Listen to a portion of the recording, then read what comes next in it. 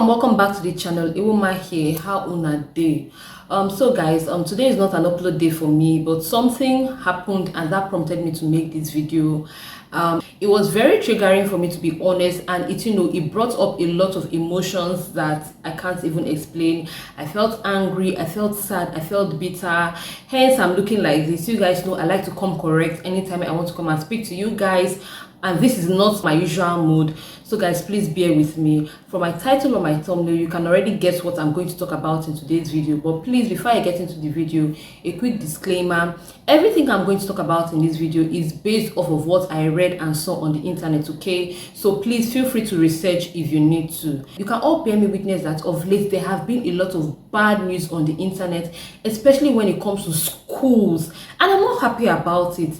Parents spend a lot of money on their children's education because they believe that schools are safe spaces for their kids. People are sending their children to school because they need them to be properly brought up, properly taught, and properly protected. But it's almost like the reverse is the case. These days we hear of children dying in schools, and it blows my mind because I'm a mom, so it really affects me. I have a 1-year-old plus, and I've been considering sending her to school for the longest time because she's the smartest child I know. She can read her ABC, she can count 1 to 10, and when she speaks, you can really understand what she's saying. But when I hear some stories online, I'm like, no, I can't send a child that cannot really report cases to school, okay? I need my child to be able to say what happened to her because I've heard a lot of terrible news. I have a neighbor that told me that her child's teacher actually takes her child's food and gives it to her own child in the same class as her child, but she cannot take any action against that teacher because she does not want the teacher to start treating her child badly, so she just swallows it. I'm like, seriously? These and many more are some of the terrible things we hear that happens in school. In fact, we all know of some popular cases thanks to social media. That is why, regardless of what anybody says, I am of the opinion that social media is a great tool, because if not for social media, how will we have known that this kind of sick things actually happen? So last year, we heard of the case of the male student that was being sexually abused by fellow students. So, allegedly, we saw how the mom brought the issue online and how it raised awareness. And in fact, a lot of parents also took that as an avenue to come out and speak their truth.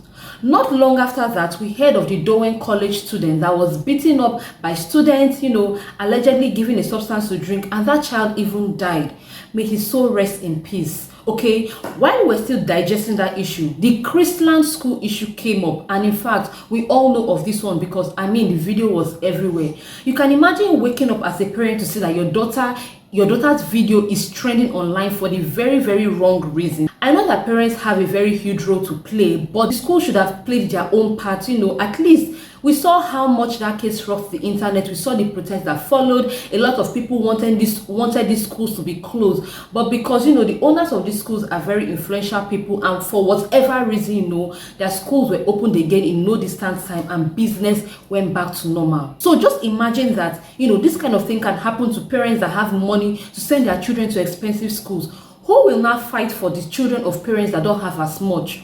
Who will speak up for them? Because I'm very sure that these kind of things are happening to children of parents that don't have a lot of money. But because they don't have who to speak up for them, the case is just killed. In fact, there was also another case of a mom that took her baby to crèche, and they called her to come and carry the baby's corpse. Like, can you just imagine that kind of thing? Like, no explanations. How do you explain to a parent that their child that is sent to school in perfect health condition did not make it back alive? Like, it makes no sense at all, okay? And a lot of the schools that are involved in this drama or in this mess are schools that charge heavily.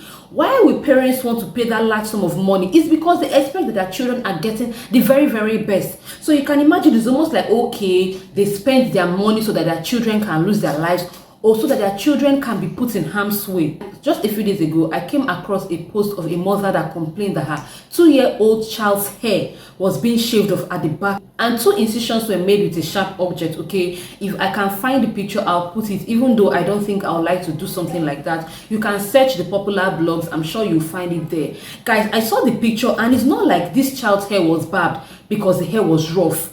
A section of the head just at the back was scraped off, and you could clearly see where the 2 incisions were made. And you can imagine that the school said the CCTV was not working at that time. There was no fuel, there was no gen. A lot of very unnecessary excuses were being given. Okay, who did this? The teacher said it's not me. Principal said they don't know. This mother came out to cry to the internet. She has gone to the police station. No help. So what does she do? I saw in the comment section of that post, and people were advising her to go spiritual because they felt like that's the only thing she can do. People were telling her to take the child for deliverance, take the child to the church, let them go and pray for the child, take the child to this, take the child to that. But the real culprits of this evil act are still roaming freely. The school cannot explain how this thing happened. Is it the teacher? Is it another student?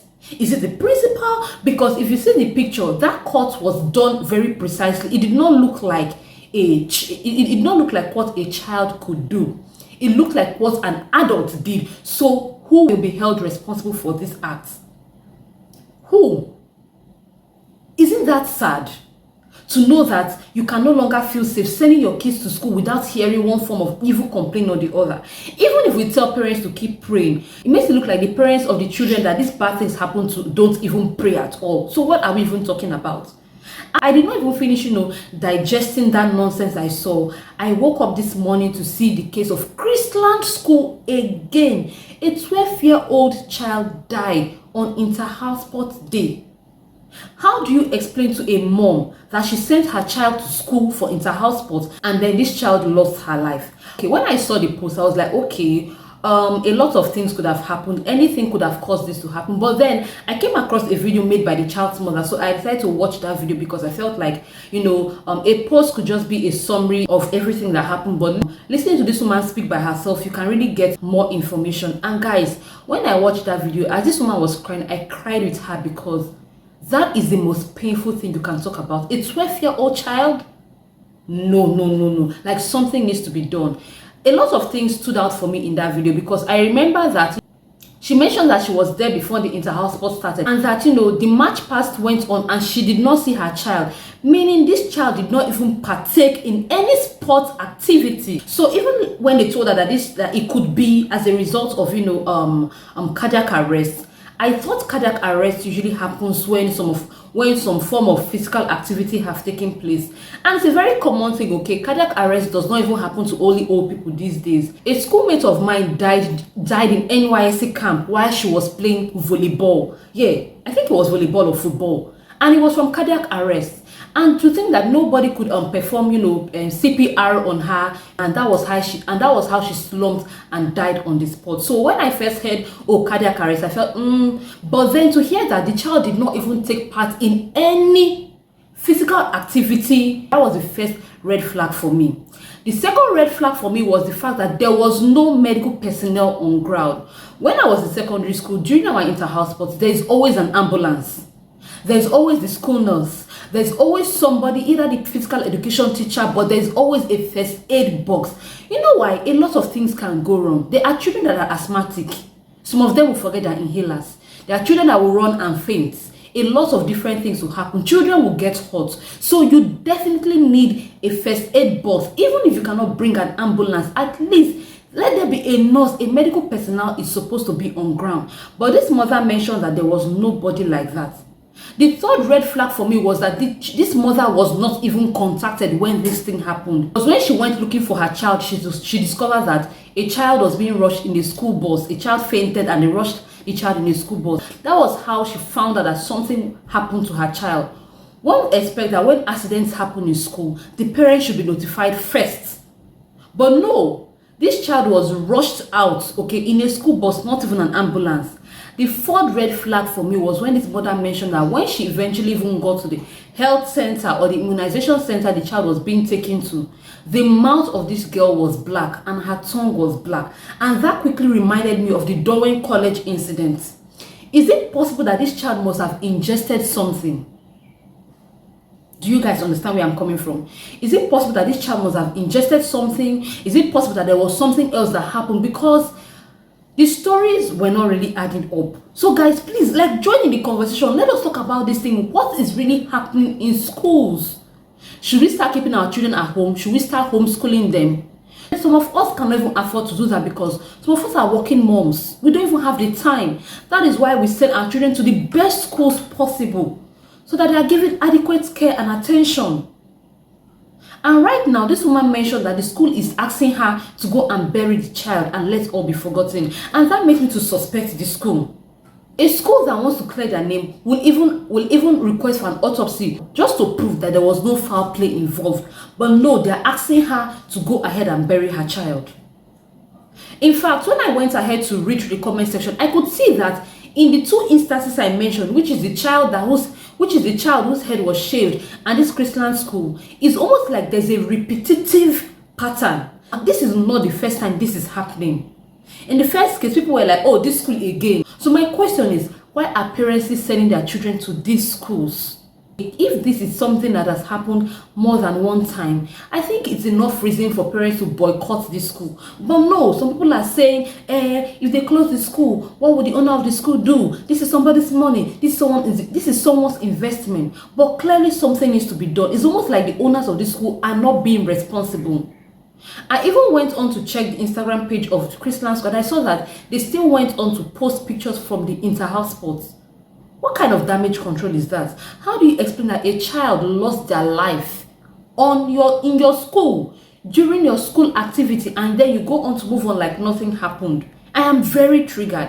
When I was in school, even though my school was a government school, I don't think for any single day we ever had a case where a parent had to be called to come and pick up the corpse of their child. For 6 years. If any student died, it happened during the holiday period. It happened during an accident, but it did not happen on school ground. So this is very shocking to me. In fact, in the comment section, it's almost like a lot of people are speculating that it could be for some form of diabolic reason. And it's making me feel like, this is Nigeria, anything is possible.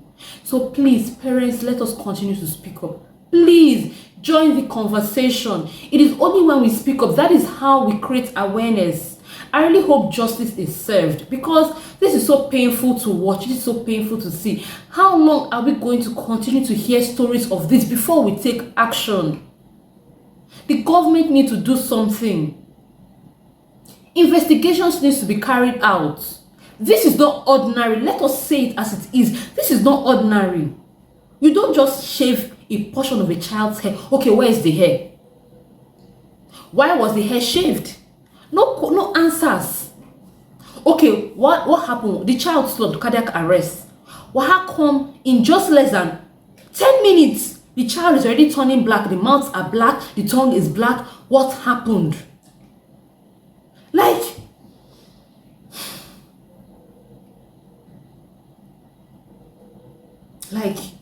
I'm so angry, I'm so bitter, I'm so sad all at the same time. So please, if you've watched this point, please join in the conversation. Let us create awareness. Let us keep speaking up. Just imagine if we do not have the internet to speak up, how are people going to know? The painful part is that this thing is also happening in small schools. It is happening to children whose parents don't have a lot of money. Some parents don't even have enough money to go and report to the police station when their children are being abused in school. Some parents don't have enough money to create awareness. Some parents don't have enough money to seek justice. The least we can do is to speak up and join forces. If all of us speak up, something will be done. So please, if you've watched to this point, this is me begging us to keep speaking up, okay? Join the conversation in the comment section, okay? If you also have similar story, come out and speak up. Maybe sharing your story will point parents in the right direction.